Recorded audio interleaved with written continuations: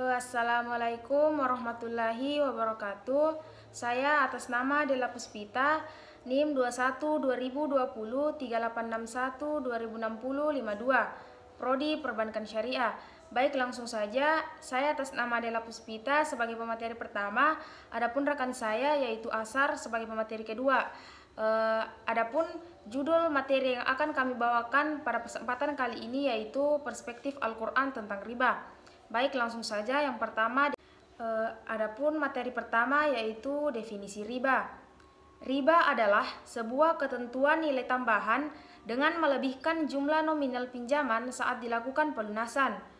Adapun besaran bunga tersebut mengacu pada suatu persentase tertentu yang dibebankan kepada peminjam. Secara etimologi bahasa, dalam bahasa Arab, riba adalah kelebihan atau tambahan tias ziyadah. Adapun kelebihan tersebut secara umum mencangkup semua tambahan terhadap nilai pokok utang dan kekayaan. Sementara itu, dari segi terminologi makna istilah, pengertian riba adalah nilai tambahan atau pembayaran utang yang melebihi jumlah piutang dan telah ditentukan sebelumnya oleh salah satu pihak.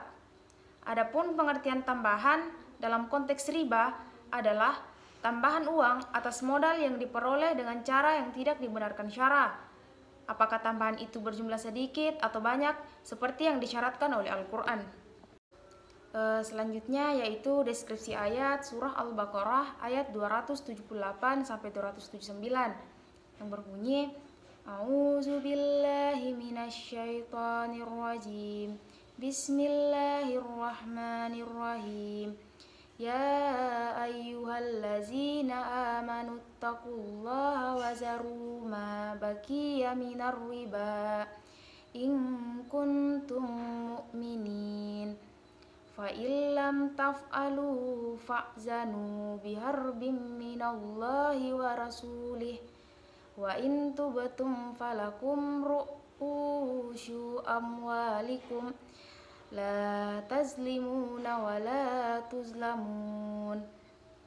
Yang artinya, wahai orang-orang yang beriman, bertakwalah kepada Allah dan tinggalkan sisa riba yang belum dipungut. Jika kamu orang-orang mukmin, jika kamu tidak melaksanakannya, ketahuilah akan terjadi perang dahsyat dari Allah dan Rasul-Nya. Akan tetapi, jika kamu bertobat, kamu berhak atas pokok hartamu, kamu tidak berbuat zalim merugikan dan tidak dizalimi dirugikan. Selanjutnya yaitu Asbabun Nuzul. Asbabun Nuzul surah Al-Baqarah ayat 278 sampai 279 diriwayatkan oleh Abu Ya'la di dalam musnadnya dari Ibnu Mandah, dari Al-Qalbi, dari Abi Saleh yang bersumber dari Ibnu Abbas bahwa turunnya ayat di atas Al-Baqarah ayat 278 sampai 279 berkenaan dengan pengaduan Bani Mughirah kepada gubernur Mekah setelah Fatu Mekah, yaitu Attab bin Asyad tentang hutang-hutangnya yang berriba sebelum ada hukum penghapusan riba kepada Banu Amr bin Auf dari suku Saqif. Bani Mughirah berkata kepada Attab bin Asyad, kami adalah manusia yang paling menderita akibat dihapusnya riba. Kami ditagih membayar riba oleh orang lain, sedang kami tidak mau menerima riba karena menaati hukum penghapusan riba. Maka berkata Banu Amr, kami minta penyelesaian atas tagihan riba kami. Maka Gubernur Attab menulis surat kepada Rasulullah SAW yang dijawab oleh Nabi SAW sesuai dengan ayat di atas. Diriwayatkan oleh Ibnu Jarir yang bersumber dari Ikrimah bahwa Banu Saqif ini antara lain terdiri atas Mas'ud Habib, Rabi'ah, dan Abdu Yalail. Mereka ini termasuk Banu An dan Anu Umair. Selanjutnya yaitu tafsir ayat 278. Ayat 275 menerangkan keadaan orang yang memakan riba di dunia dan di akhirat. Dan ayat 276 menerangkan tentang didikan yang baik yang harus dikerjakan oleh pemakan riba untuk menghilangkan akibat dari pengaruh riba pada dirinya. Semuanya itu disampaikan dengan ungkapan yang halus. Inilah sikap Islam yang sebenarnya terhadap riba. Allah memerintahkan agar orang yang beriman dan bertakwa menghentikan praktik riba. Perintah meninggalkan riba dihubungkan dengan perintah bertakwa. Dengan hubungan itu, seakan-akan Allah mengatakan, jika kamu benar-benar beriman, tinggalkanlah riba itu.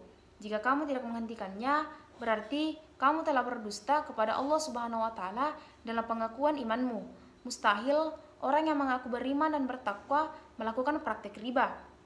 Karena perbuatan itu tidak mungkin ada pada diri seseorang pada saat atau waktu yang sama. Yang mungkin terjadi ialah seseorang menjadi pemakan riba atau seseorang beriman dan bertakwa tanpa memakan riba. Selanjutnya yaitu tafsir ayat 279. Ayat ini merupakan penegasan yang terakhir kepada pemakan riba. Nadanya pun sudah bersifat ancaman keras dan dihadapkan kepada orang yang telah mengetahui hukum riba, tetapi mereka masih terus melakukannya. Ini berarti bahwa mereka yang tidak mengindahkan perintah Allah disamakan dengan orang yang memerangi agama Allah.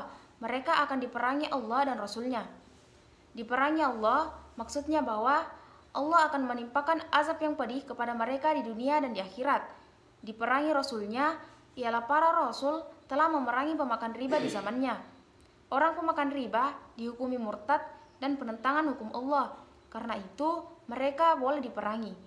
Jika pemakan riba menghentikan perbuatannya dengan mengikuti perintah-perintah Allah dan menghentikan larangan-larangannya, mereka boleh menerima kembali pokok modal mereka tanpa dikurangi sedikit pun juga.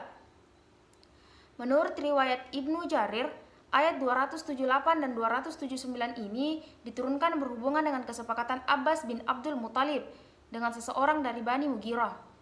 Mereka sepakat pada zaman Arab Jahiliyah untuk meminjamkan uang yang disertai bunga kepada orang dari golongan Saqif dari Bani Amr, yaitu Amr bin Umair. Setelah Islam datang, mereka masih mempunyai sisa riba yang besar dan mereka ingin menagihnya, maka turunlah ayat ini.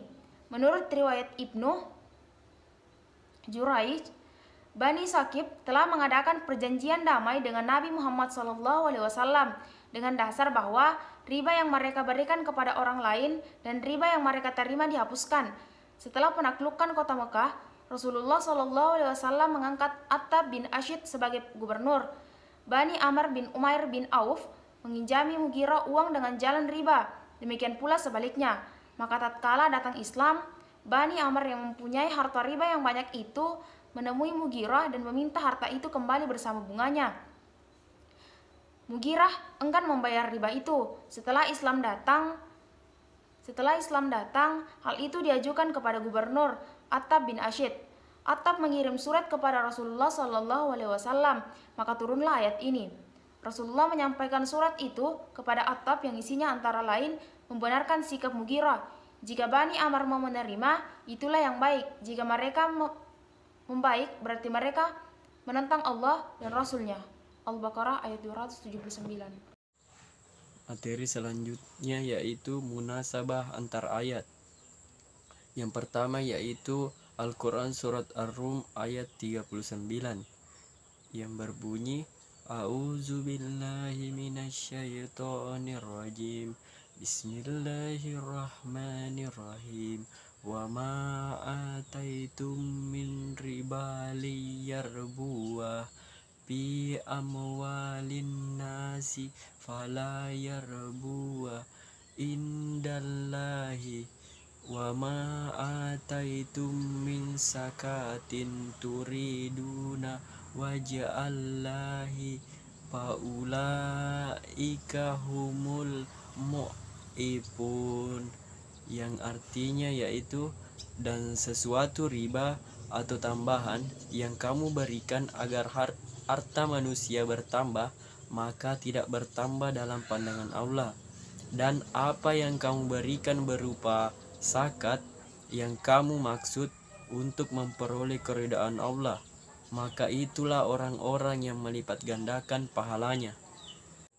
Yang kedua yaitu Al-Quran Surat Ali Imran ayat 131 yang berbunyi Bismillahirrahmanirrahim Ya ayyuhallazina amanu la ta'kulur riba ada'afan muda'afatan wattaqullaha la'allakum tuflihun, yang artinya yaitu wahai orang-orang yang beriman, janganlah kamu memakan riba dengan berlipat ganda, dan bertakwalah kepada Allah agar kamu beruntung. Yang ketiga yaitu Surah Al-Baqarah ayat 276 yang berbunyi Bismillahirrahmanirrahim.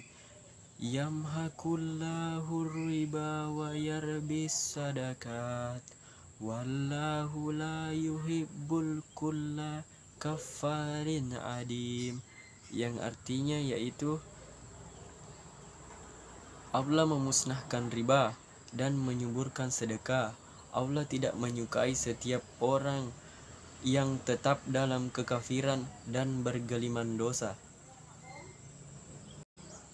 Materi selanjutnya yaitu tafsir ekonomi. Jadi, di dalam ekonomi Islam, riba tidak diperbolehkan karena praktik riba ini sama saja dengan mengambil harta tambahan dari orang lain. Tambahan harta tersebut tidak hanya dari pinjam meminjam, tetapi ada juga dari jual beli. Transaksi yang menguntungkan satu pihak dan transaksi lainnya yang tidak sesuai dengan ajaran Islam atau batil. Praktik riba ini juga tidak diperbolehkan karena riba juga membebani orang yang dalam kesulitan, padahal Islam adalah ajaran yang tidak membebani umatnya. Islam juga menjelaskan bahwa sesuatu yang didapatkan tidak sesuai dengan ajaran Islam itu haram. Praktik riba ini juga harta yang didapat tidak mendapat manfaat. Bahkan Allah akan membinasakan orang yang melakukan praktik riba di dunia, dan kelak di akhir Allah akan menyiksanya akibat harta tersebut. Bahkan orang yang memakan harta riba yang hartanya berlimpah ruah hingga tidak dapat dihitung, tetapi tidak ada satupun dari mereka dari keberkahan dan kenikmatan dari harta tersebut. Mungkin itulah materi dari saya.